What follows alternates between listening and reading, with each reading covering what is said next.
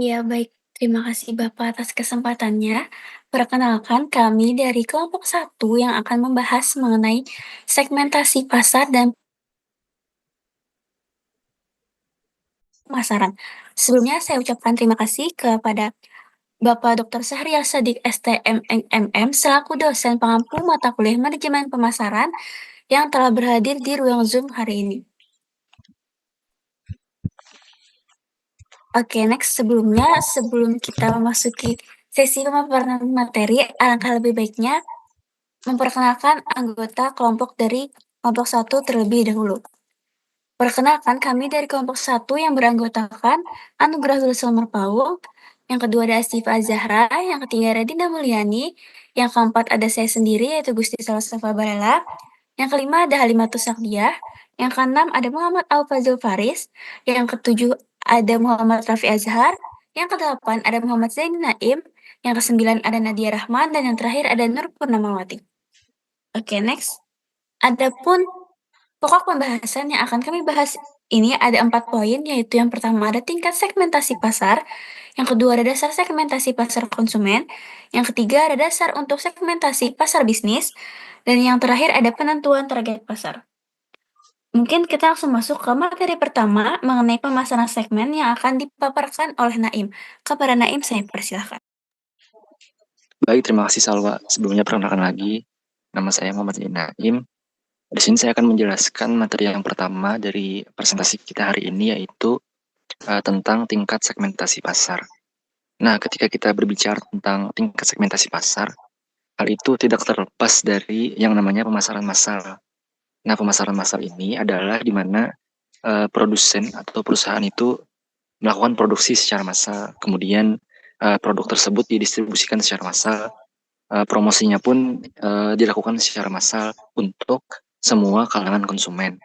Nah, contoh dari perusahaan yang pernah melakukan produksi massal ini adalah Coca-Cola, di mana mereka waktu itu memproduksi satu jenis minuman saja, yaitu cola yang berukuran 6,5 ons. Nah, tujuan dari dilakukannya pemasaran massal ini adalah untuk mengefisienkan biaya. Nah, akan tetapi kritikus kemudian mengemukakan pendapat bahwa strategi pemasaran massal ini menjadi sekarat. Kenapa disebut sekarat? Karena pasar sekarang ini semakin terpecah, kemudian saluran distribusinya semakin marak. Selain itu juga preferensi konsumen itu berubah, di mana konsumen itu menuntut untuk produk yang sesuai dengan kebutuhan spesifik mereka. Nah, sehingga hal ini yang kemudian mempersulit perusahaan untuk melakukan strategi pemasaran massal lagi. Nah, kemudian perusahaan untuk sekarang ini mereka cenderung untuk beralih ke yang namanya segmentasi pasar. Nah, segmentasi pasar ini terbagi menjadi 4. Yang pertama ada pemasaran segmen, kemudian pemasaran ceruk, pemasaran lokal, dan pemasaran individual. Next.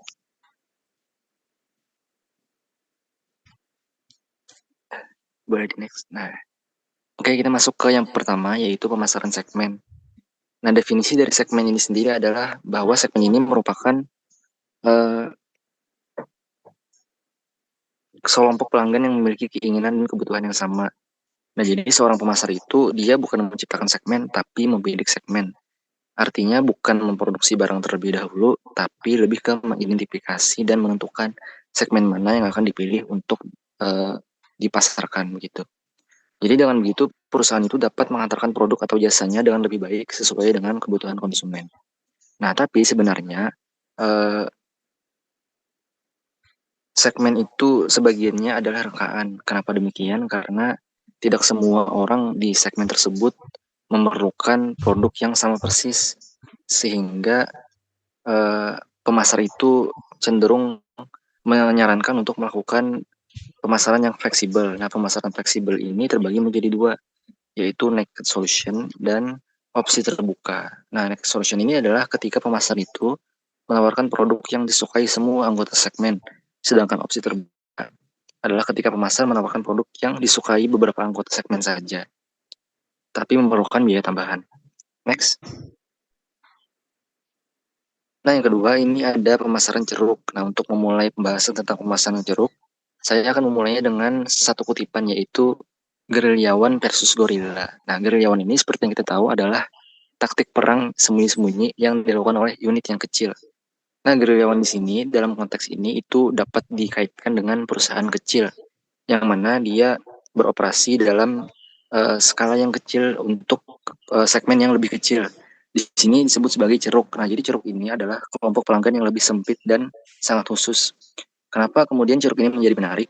Hal ini karena ceruk ini dapat menyediakan kebutuhan yang unik, kemudian minim persaingan dan menjadikan konsumen itu punya loyalitas yang tinggi. Contoh dari ceruk ini adalah daging vegan. Nah, mungkin sekian pemaparan atau penjelasan dari saya. Untuk yang selanjutnya akan dilanjutkan oleh rekan saya. Baik, terima kasih Naim atas pemaparan materinya. Selanjutnya untuk materi berikutnya akan dipaparkan oleh Siva. Kepada Siva saya persilahkan. Ya, izin masuk, perkenalkan kembali, nama aku Syifa Zara. Di sini aku akan melanjutkan materi tentang tingkat segmen pemasaran, yaitu pemasaran lokal dan pemasaran individual. Nah, untuk yang pemasaran ketiga adalah pemasaran lokal. Nah, pemasaran lokal ini adalah pemasaran yang memang memunculkan program pemasaran yang disesuaikan khusus untuk kebutuhan dan keinginan kelompok pelanggan lokal di bidang perdagangan, lingkungan sekitar, dan bahkan toko perorangan. Contohnya seperti Starbucks, yang mana setiap Starbucks di setiap negara itu pasti memiliki menu-menu yang memang dilokalisasi dan memang memunculkan program pemasaran yang khusus untuk warga lokal.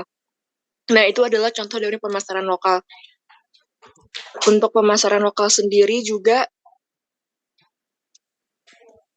itu berkonsentrasi untuk berada sedekat mungkin dan secara pribadi serelevan mungkin dengan pelanggan individu. Next.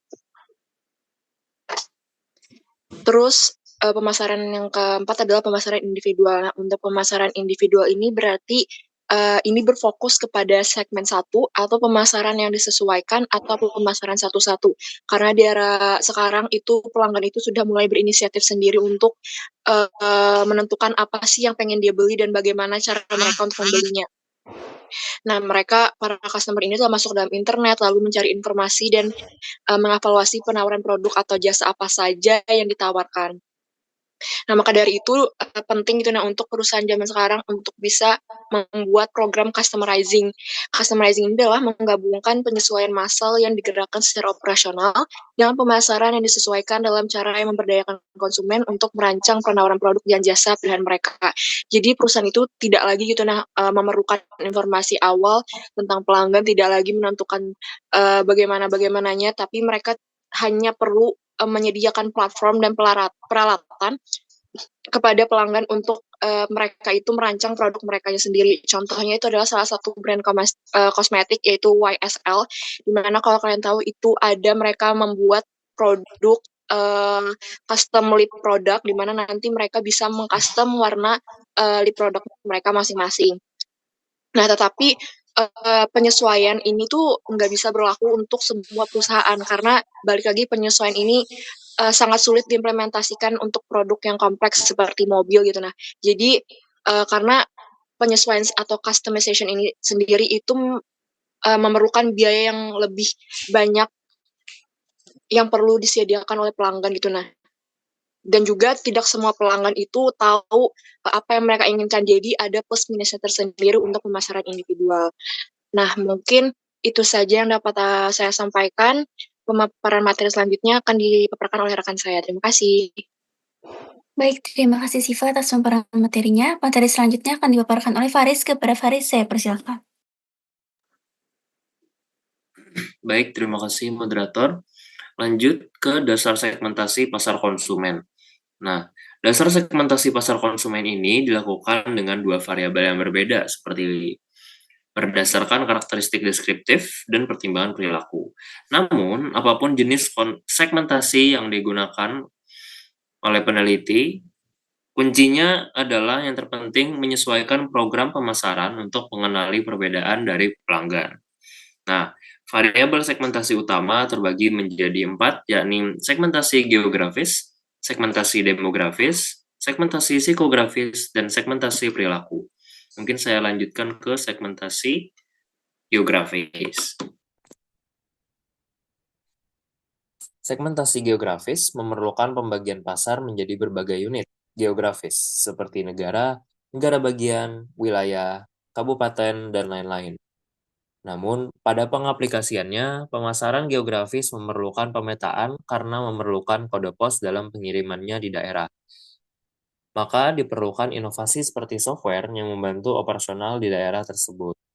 Nah, layanan-layanan jasa juga mulai digencarkan oleh masyarakat sekarang seperti layanan ekspedisi yang dapat menjangkau pasar konsumen di daerah terpencil. Claritas Incorporate atau perusahaan marketing internasional mengembangkan sebuah teknik pengelompokan geografis dengan nama PRISM. Next. PRISM dibagi menjadi 4, yakni yang dijereti atau pasangan muda-mudi yang kaya dan melek teknologi dan tinggal di daerah urban. Lalu Beltway Boomers itu sebagai masyarakat dengan tingkat pendidikan tinggi dengan yang mempunyai rumah dan membesarkan anak-anaknya sebagai prioritas utama. Lalu The Cosmopolitans yakni kelas masyarakat atau segmen pasar yang mencakup multiras dan multibahasa seperti di daerah Amerika Serikat. Lalu ada Old Mill Towns yang merupakan segmen pasar orang-orang yang dulunya yang tinggal di tempat daerah di mana dulunya menjadi daerah yang kaya akan manufaktur maupun pertambangannya. Nah, pemasar dapat menggunakan Prism untuk menjawab pertanyaan-pertanyaan seperti wilayah geografis mana sih yang dihuni sebagian besar target konsumen, atau bagaimana sih cara promosi demi menggapai target konsumen. Nah, seperti itu. Namun, seiring dengan turunnya biaya database, maraknya penggunaan komputer, keterbukaan internet, dan semakin mudahnya software untuk digunakan demi integrasi data sangat mempermudah perusahaan dalam melakukan pemasaran. Baik, sekian segmentasi geografis. Aku lanjutkan kepada Anugrah.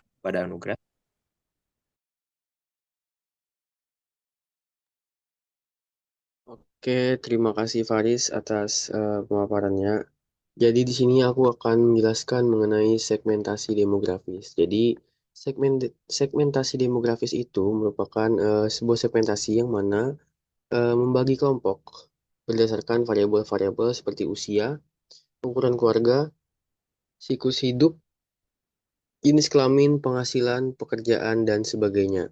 Nah, analisis demografis ini merupakan analisis yang sering dan juga populer digunakan oleh para produsen-produsen. Mengapa? Karena analisis demografis ini mengacu pada karena analisis ini sering terkait erat dengan kebutuhan dan keinginan konsumen, serta juga variabel-variabel yang ada di dalam segmentasi demografis ini itu tuh variabelnya mudah diukur. Boleh di next. Nah, untuk segmentasi demografis, sini kami mengelompokkannya menjadi 6 bagian. Yang pertama itu ada usia dan tahap siklus hidup, yang kedua tahap kehidupan, yang ketiga jenis kelamin, yang keempat pendapatan, yang kelima generasi, dan yang keenam kelas sosial. Nah, jadi yang pertama itu ada usia dan tahap siklus hidup. Usia merupakan variabel yang paling mendasar. Nah, walaupun usia ini dasar, tapi usia ini juga yang paling penting karena preferensi konsumen itu terus berubah seiring bertambahnya usia. Hampir semua kampanye pemasaran menargetkan audiens yang sesuai dengan usia. Nah, eh, variabel ini dapat dilihat berdasarkan rentang usia atau tahap siklus hidup tertentu, misalnya bayi, anak-anak, remaja, dewasa, setengah bayi, dan manula. Contohnya, banyak perancang busana terkenal memiliki koleksi yang berbeda untuk menyasarkan kelompok usia lain. Mereka menargetkan lini pakaian tertentu pada rentang usia tertentu, seperti lini busana yang anggun untuk calon konsumen yang lebih muda dan lini busana yang lebih formal dan elegan untuk individu yang lebih tua. Nah, eh, kelompok usia juga berbeda, tidak hanya berbeda dalam kebiasaan membeli, tapi juga dalam cara mereka menanggapi iklan. Nah, mereka cenderung memiliki cara bicara yang berbeda dan sering menghabiskan waktu di platform yang berbeda. Misalnya, generasi boomers yang menghabiskan sebagian besar waktu mereka di Facebook, sedangkan generasi Z mereka sering menghabiskan waktu mereka di Instagram dan Twitter mungkin. Jadi untuk target pasar promosi, kalau ingin menargetkan orang tua bisa para produsen menyebarkan iklannya itu di Facebook. Nah, kemudian yang kedua itu ada tahap kehidupan. Tahap kehidupan sendiri itu tuh berbeda dengan siklus hidup. Yang mana orang-orang yang berada di bagian siklus hidup yang sama mungkin mempunyai tahap kehidupan yang berbeda. Tahap kehidupan mendefinisikan perhatian utama seseorang, seperti mengalami perceraian, akan menjalani pernikahan kedua, merawat orang tua, memutuskan untuk hidup bersama orang lain, serta memutuskan untuk membeli rumah baru, dan seterusnya. Nah, tahap kehidupan ini mempresentasikan peluang bagi pemasaran tepat untuk membantu masyarakat mengatasi masalah utama mereka. Jadi, para produsen itu bisa mengklasifikasikan segmen demografis ini berdasarkan apa yang menjadi masalah utama sesuai dengan tahap kehidupan dari orang-orang. Kemudian yang ketiga itu ada jenis kelamin. Eh, pri- Pria dan wanita itu mempunyai sikap dan perilaku yang berbeda. Sebagian berdasarkan susunan genetik dan sebagian karena sosialisasi. Misalnya, wanita itu cenderung lebih berpikiran komunal dan pria cenderung lebih ekspresif dan diarahkan oleh tujuan. Wanita cenderung memperhatikan semua hal dalam lingkungan baru, sedangkan pria cenderung fokus pada bagian lingkungan yang membantu mereka dalam mencapai tujuan. St- Sebuah studi riset yang mempelajari bagaimana cara pria dan wanita berbelanja menemukan bahwa pria itu sering harus untuk ditawarkan dulu, ditodong dulu, baru mau menyentuh produk. Sementara wanita itu kebalikannya, mereka sering mengambil produk tanpa perlu didorong, tanpa perlu ditawarkan. Nah, pria juga sering suka membaca informasi produk, sedangkan wanita itu bisa berhubungan dengan produk pada tingkat yang lebih pribadi. Nah, kemudian yang keempat itu ada pendapatan. Nah, mengapa pendapatan masuk dalam segmentasi demografis? Karena jika orang tidak mampu membeli produk atau layanan Anda, tidak ada gunanya kita menargetkan mereka. Lagi pula, tidak mungkin kita akan mempromosikan mobil Mercedes-Benz atau Ferrari kepada seseorang yang tidak mampu membeli kendaraan bekas. Nah, penargetan pendapatan memungkinkan kita mengukur daya beli audiens kita. Bila kita mengetahui kisaran pendapatan konsumen, kita biasanya dapat menemukan data yang mendukung bagaimana orang menghabiskan uang pada spektrum yang lebih tinggi dan lebih rendah. Banyak perusahaan menggunakan data ini untuk menjual berbagai tingkatan produk yang sama berdasarkan tingkatan pendapatan. Misalnya, maskapai penerbangan yang memiliki tiga kelas, kelas ekonomi, bisnis, dan kelas satu. Eh, Penargetan pekerjaan juga penting karena sumber daya tertentu ditujukan pada berbagai industri dan jabatan. Nah, untuk yang selanjutnya itu ada generasi. Jadi setiap generasi itu sangat dipengaruhi oleh saat-saat pertumbuhan mereka, seperti film, musik, politik, dan yang mana mendefinisikan kejadian pada periode tertentu. Para ahli demografi menyebut kelompok generasi ini sebagai kohort atau kelompok. Anggotanya itu juga mengalami pengalaman budaya, politik, dan ekonomi yang sama dan mempunyai pandangan dan nilai yang serupa. Maka dari itu generasi ini masuk dari salah satu segmen demografis.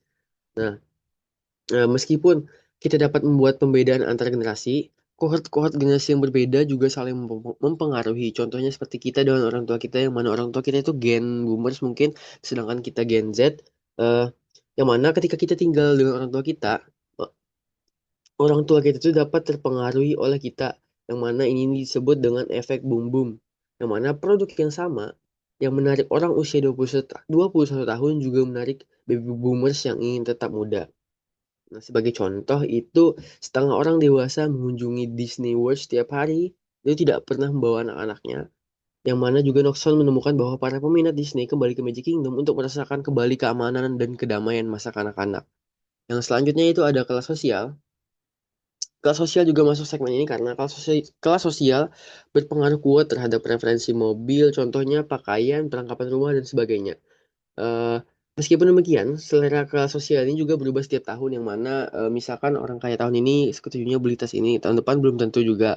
Nah, terus itu juga sebagai contoh, untuk brand-brand yang mempunyai segmentasi kelas sosial itu seperti Coach dan LV, yang mana mereka menjual produknya kepada orang-orang dengan kelas atas, yang mana mereka mencari eh, kehidupan mewah. Mungkin sekian pemaparan saya mengenai segmen demografis. Untuk selanjutnya saya kembalikan ke moderator.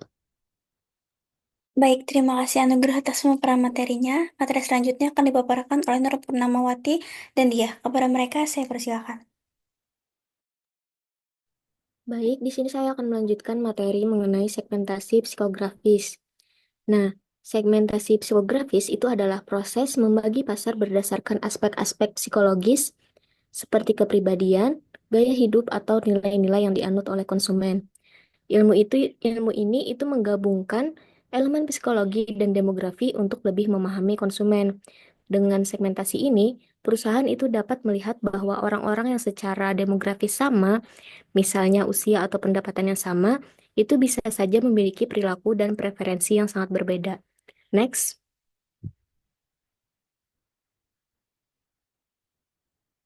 Lalu ada kerangka kerja false. Jadi kerangka kerja false itu adalah sistem segmentasi yang digunakan untuk memahami berbagai tipe kepribadian konsumen berdasarkan nilai dan gaya hidup mereka.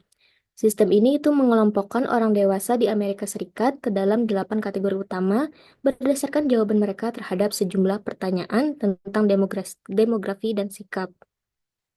Dalam kerangka kerja false ini, ada dua dimensi yang utama, yaitu motivasi konsumen yang terbagi menjadi 3 jenis, yaitu idealisme, pencapaian, dan ekspresi diri.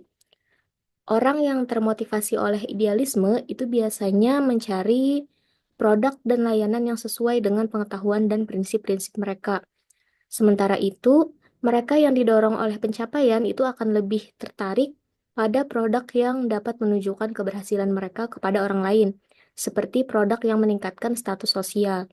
Di sisi lain, konsumen yang termotivasi oleh ekspresi diri itu mereka lebih menyukai kegiatan sosial atau fisik yang menawarkan variasi dan risiko.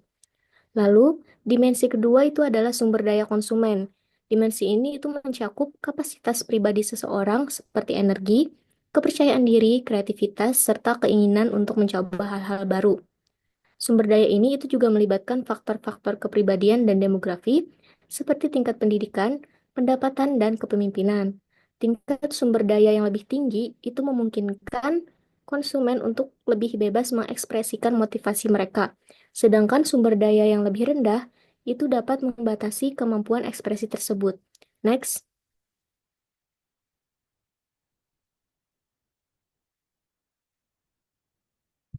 Lalu, kerangka kerja false itu tadi, itu membagi konsumen menjadi 8 kelompok yang dikelompokkan berdasarkan tingkat sumber daya mereka, yaitu tinggi atau rendah.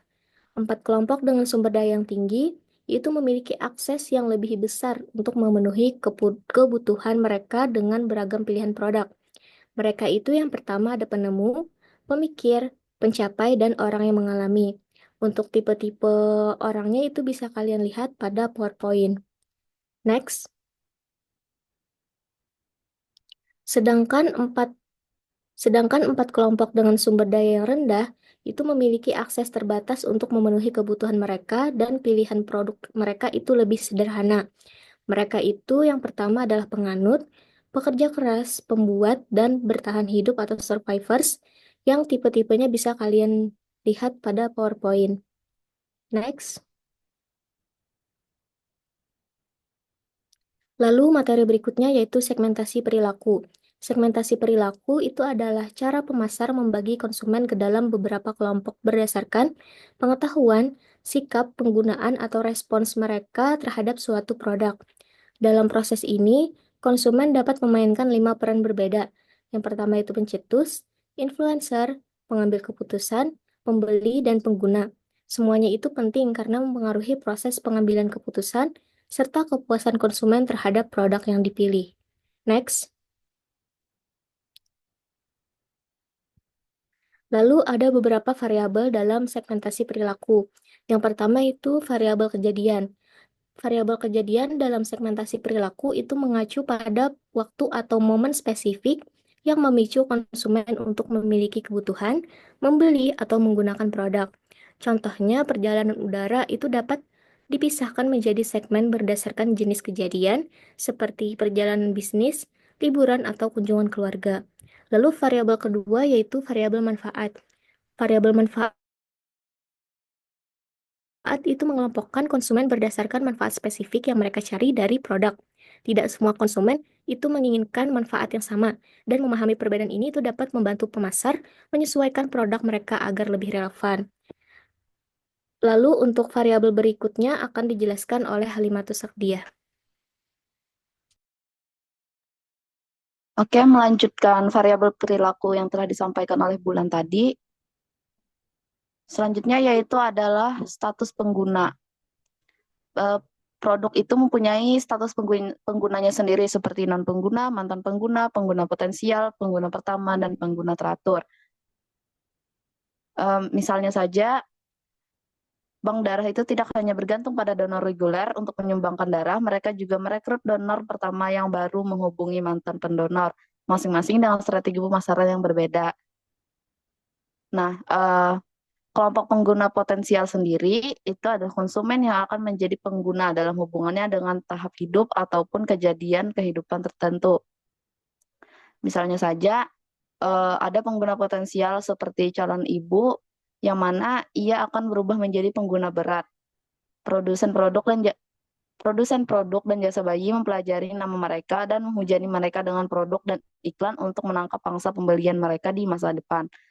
Pemimpin pasar itu cenderung memfokuskan diri untuk menarik pengguna potensial, karena dari sini mereka memperoleh pendapatan yang besar.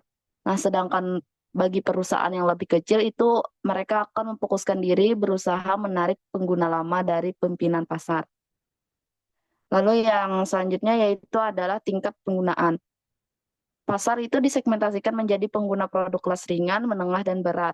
Pengguna berat ini seringkali hanya menduduki presentasi pasar yang kecil, tetapi memiliki persentase total konsumsi yang tinggi. Jadi mereka itu jumlahnya kecil, tapi ketika mereka melakukan pembelian, mereka akan melakukan pembelian dalam jumlah yang banyak.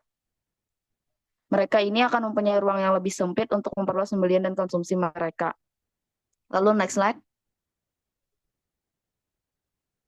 Nah, selanjutnya ini adalah tahap kesiapan pembeli.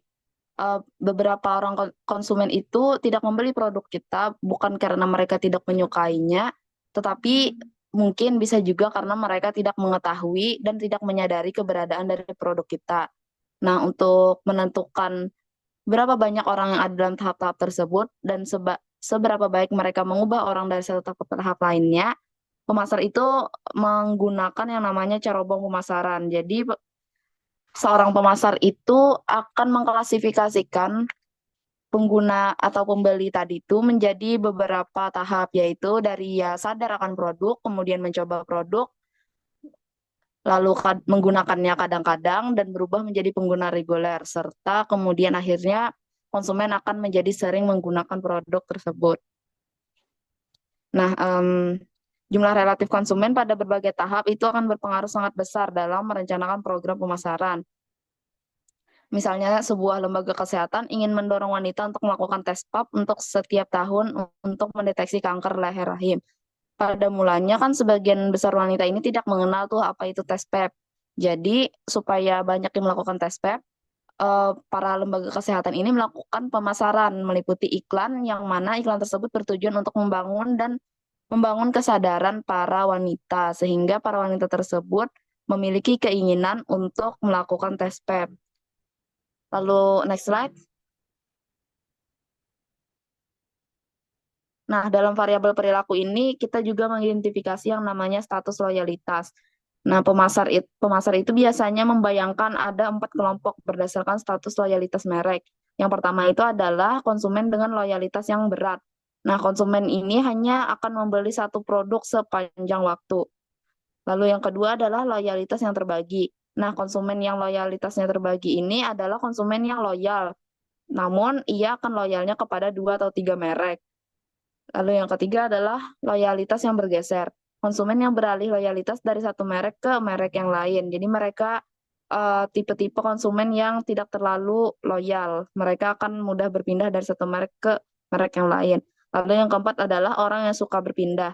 Nah, konsumen ini mereka tidak akan memperhatikan merek yang mereka gunakan. Mereka tidak terlalu memperhatikan, mereka hanya akan memperhatikan apa yang ingin mereka beli dan mereka sukai tanpa mempertimbangkan merek. Lalu, next slide. Nah, dalam segmen perilaku ini kita juga menilai sikap.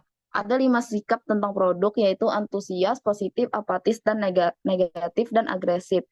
Nah, pembeli itu biasanya ia akan antusias dan menjadi promotor kita, atau positif, dia akan terus menggunakan produk kita, lalu apatis, negatif, dan agresif. Nah, yang perlu diwaspadai adalah mereka yang negatif dan agresif. Konsumen dengan sikap yang negatif itu memungkinkan tidak akan membeli produk kita lagi, entah itu karena mereka trauma atau tidak menyukai produk kita. Nah, lalu yang agresif ini, mereka tidak hanya berhenti untuk tidak memakai produk kita, mereka akan melakukan tindakan lanjutan seperti menyebarkan rumor bahwa produk kita tidak baik, atau mereka bisa sampai menuntut ke ranah hukum apabila mereka merasa tidak nyaman dengan pelayanan jasa yang kita berikan. Lalu, next slide. Nah, ada yang namanya model konversi. Model konversi ini berguna untuk mengukur kekuatan dari komitmen psikologis dan keterbukaan mereka terhadap perubahan. Model konversi ini menentukan seberapa mudah seseorang konsumen dapat dialihkan ke pilihan yang lain. Nah, model ini mensegmentasikan penggunaan merek menjadi 4 kelompok berdasarkan kekuatan komitmennya, dari yang rendah tadi sampai yang tinggi. Yang pertama itu adalah mudah berubah. Nah, konsumen dengan perilaku yang mudah berubah ini, mereka sangat mungkin untuk beralih dari satu merek ke merek yang lain. Lalu yang kedua adalah rendah. Konsumen dengan tingkat komitmen yang rendah ini tidak mempunyai komitmen terhadap merek dan dapat beralih. Beberapa konsumen aktif mempertimbangkan alternatif. Lalu yang ketiga adalah komitmen rata-rata. Komitmen rata-rata ini mempunyai yang mana penggunanya mempunyai komitmen terhadap merek yang mereka pakai, tetapi tidak terlalu kuat. Mereka tidak suka beralih merek dalam jangka waktu yang pendek. Namun bisa jadi mereka akan berpindah dalam jangka waktu yang panjang. Lalu yang keempat adalah tak tergoyahkan. Konsumen dengan komitmen tak tergoyahkan ini adalah mereka yang mempunyai komitmen yang kuat terhadap merek, yang mana mereka menggunakan merek tersebut dalam jangka waktu yang lama dan tidak ada keinginan untuk beralih. Lalu selanjutnya adalah model konversi ini juga mengklasifikasikan non-pengguna merek menjadi 4 kelompok lain yang berdasarkan keseimbangan disposisi dan keterbukaan untuk mencoba merek dari rendah sampai yang tinggi. Sebagai berikut, yaitu yang pertama adalah sangat tidak bersedia. Nah, konsumen yang sangat tidak bersedia ini, ia tidak mau beralih ke merek tersebut. Preferensi mereka terhadap merek yang mereka pakai saat ini sangat kuat. Lalu selanjutnya itu tidak terlalu bersedia, yaitu mereka lebih menyukai merek yang sekarang dan tidak terlalu kuat. Lalu yang ketiga yaitu ambivalen, mereka tertarik kepada merek yang lain, tapi mereka juga tetap menyukai merek yang sekarang. Lalu yang keempat adalah bersedia. Nah, konsumen yang bersedia ini sangat mudah untuk dirayu untuk mendapatkan produk kita dan meninggalkan merek yang sebelumnya mereka pakai. Demikian dari saya kembalikan kepada moderator. Baik, terima kasih Dia atas pemaparan materinya. Materi selanjutnya akan dipaparkan oleh Nadia. Kepada Nadia, saya persilakan. Baik, terima kasih moderator. Di sini saya akan menjelaskan mengenai dasar untuk segmentasi pasar bisnis. Jadi, pasar bisnis dapat disegmentasikan menggunakan variabel-variabel yang mirip dengan pasar konsumen, seperti geografi, manfaat yang dicari, dan tingkat penggunaan. Nah, namun pemasar bisnis ini juga menggunakan variabel lain yang lebih spesifik, di mana variabel demografis adalah yang paling penting, dan diikuti oleh variabel operasi hingga karakteristik pribadi pembeli. Lalu, dalam industri yang dituju, segmentasi bisa dilakukan berdasarkan ukuran perusahaan dengan operasi terpisah untuk pelanggan besar dan kecil. Setelah menentukan industri sasaran dan ukuran pelanggan, perusahaan dapat melakukan segmentasi lebih lanjut berdasarkan kriteria pembelian. Nah, namun segmentasi pasar bisnis biasanya mengidentifikasi segmen melalui proses berurutan atau bertahap, yang mana dimulai dengan segmentasi makro terlebih dahulu dengan memilih pasar pengguna akhir yang ingin dilayani. Setelah memilih pasar, perusahaan menentukan aplikasi produk yang paling menarik dan kemudian dilanjutkan ke segmentasi mikro dengan membedakan pembelian pelanggan berdasarkan faktor seperti harga, layanan, atau kualitas.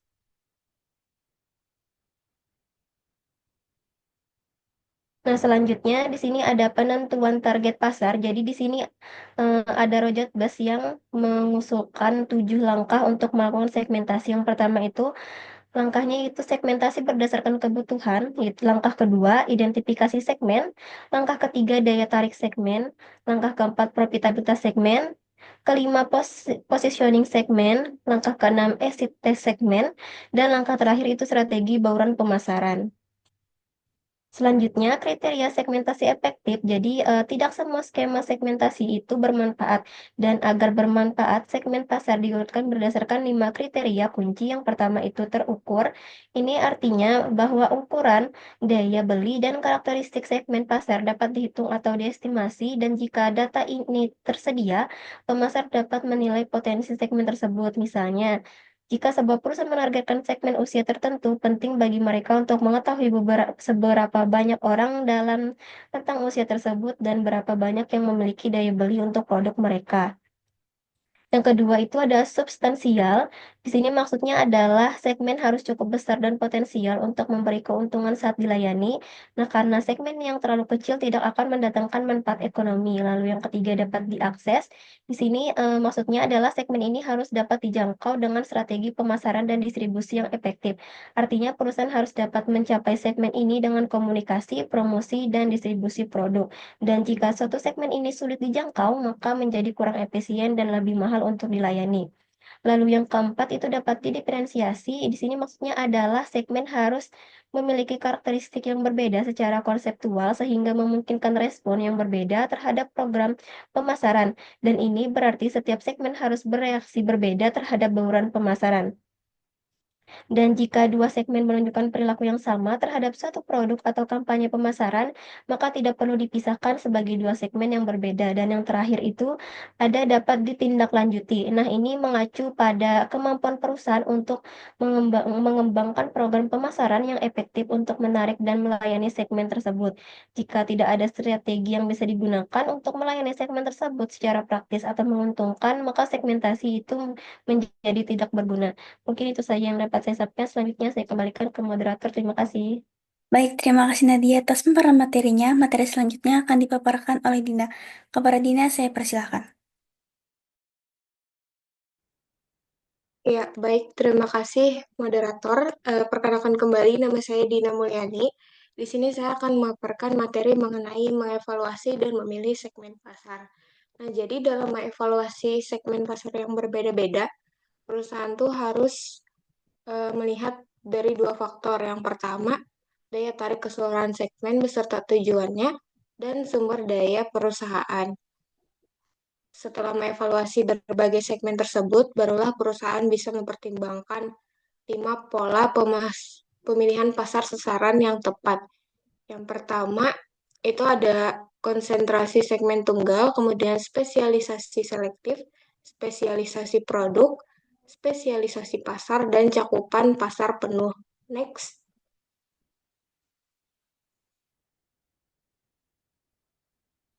Nah, yang pertama itu ada konsentrasi segmen tunggal. Dalam konsentrasi segmen tunggal ini, perusahaan itu hanya memilih satu segmen pasar yang spesifik dan fokus untuk memenuhi kebutuhannya secara penuh. Kelebihan dari konsentrasi segmen tunggal ini adalah pemahaman yang mendalam terhadap segmen dan posisi pasar yang kuat dan efisiensi biaya. Kemudian untuk kekurangannya, adanya risiko yang tinggi jika terjadi perubahan pada segmen tersebut, kemudian adanya ketergantungan pada satu segmen. Yang kedua itu ada spesialisasi selektif. Nah, dalam spesialisasi selektif ini, perusahaan itu memilih beberapa segmen yang berbeda, namun memiliki kesamaan tertentu. Misalnya dari tingkat pendapatan, gaya hidup, demografi, perilaku konsumen, dan manfaat yang dicari. Untuk kelebihan dari spesialisasi selektif ini, yaitu adanya diversifikasi risiko dan pemanfaatan sumber daya yang lebih efisien. Namun, untuk kekurangannya dari spesialisasi selektif ini, perlu pemahaman yang lebih mendalam terhadap beberapa segmen. Kemudian yang ketiga itu ada spesialisasi produk. Nah, dalam spesialisasi produk ini, perusahaan hanya menawarkan satu produk yang sama kepada berbagai segmen pasar yang berbeda. Jadi dalam hal ini perusahaan tuh cuman membuat produk tertentu kemudian dijual pada beberapa segmen pasar. Untuk kelebihan dari spesialisasi produk ini, adanya keahlian yang mendalam dalam satu produk atau lini produk, dan kekurangannya itu rentan terhadap perubahan teknologi atau preferensi konsumen. Next.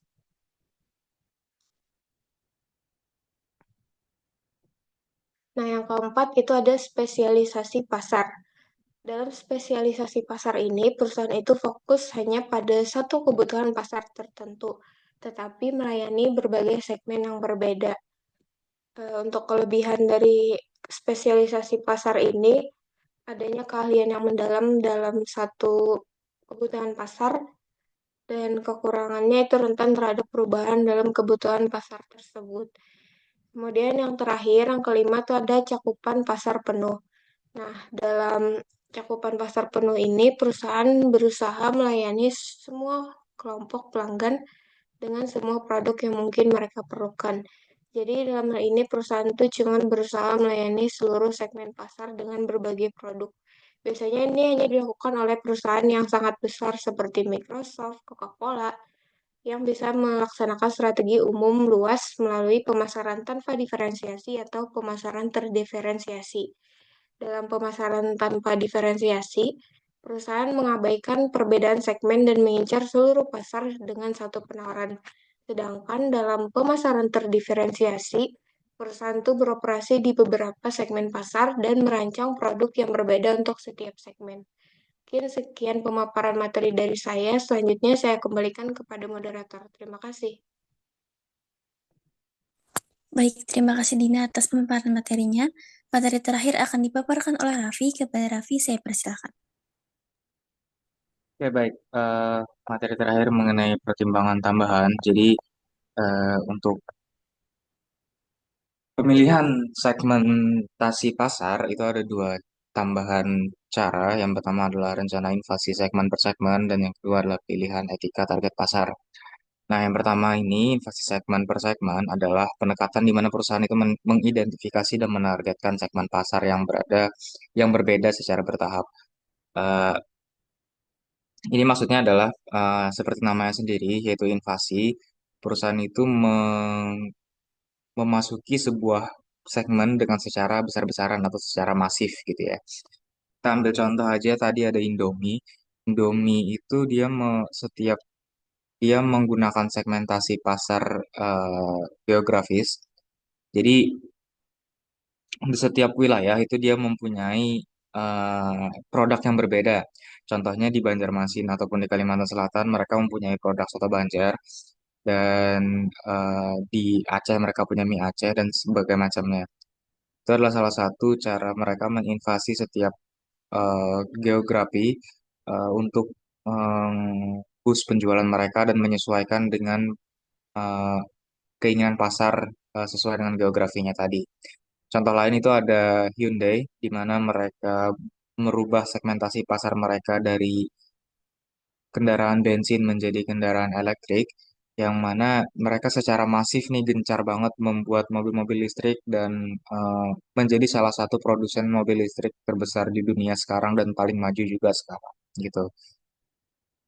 Ada juga contoh lain seperti Mister DIY, terus Miniso, terus Momoyo dan lain-lainnya. Itu adalah salah satu contoh di mana perusahaan melihat adanya peluang untuk masuk ke sebuah segmen dan memanfaatkan peluang tersebut secara masif dan menginvasi segmen tersebut secara besar-besaran seperti itu. Nah, yang kedua adalah pilihan etika target pasar, di mana dalam konteks manajemen pemasaran kita harus melihat bagaimana etika kita dalam pemasaran produk yang kita jual. Contoh saja, kadang uh, konsumen itu bisa tersinggung dengan apa yang kita tulis atau apa yang kita sampaikan dalam penyampaian produk kita. Contohnya adalah apabila kita menyinggung masalah umur, apabila kita menyinggung masalah gender, dan apabila kita menyinggung masalah yang dianggap pribadi dan sensitif bagi masyarakat. Mungkin itu adalah dua pertimbangan tambahan terakhir yang dapat aku sampaikan. Selanjutnya aku kembalikan ke moderator. Baik, terima kasih Raffi atas pemaparan materinya. Jadi itu tadi adalah materi terakhir dari Raffi kelompok kami yaitu segmentasi pasar dan penentuan target pasar. Adapun kesimpulan yang dapat diambil dari presentasi kelompok kami yaitu pemasaran sasaran itu meliputi 3 aktivitas, di mana adanya segmentasi pasar, penentuan target pasar, dan posisi pasar itu sendiri. Lalu segmen pasar itu ada kelompok besar yang dapat diidentifikasi di dalam sebuah pasar pada 4 tingkatan. Yang pertama ada segmen, kedua ceruk, yang ketiga wilayah lokal, dan yang terakhir ada individual. Dan untuk ada 2 dasar nih untuk mensegmentasikan pasar konsumen, yaitu karakteristik konsumen dan respon konsumen itu sendiri. Serta adanya variabel segmentasi utama untuk pasar konsumen itu adalah geografis, demografis, psikografis, dan perilaku pemasar, di mana segmen pasar itu tentunya harus dapat diukur, disubstansialkan, dapat diakses, dapat didiferensiasikan, dan dapat ditindaklanjuti. Yaitu adalah penutup bagi kelompok kami. Kami ucapkan terima kasih dan sekian. Mohon maaf apabila ada kesalahan baik disengaja maupun tidak.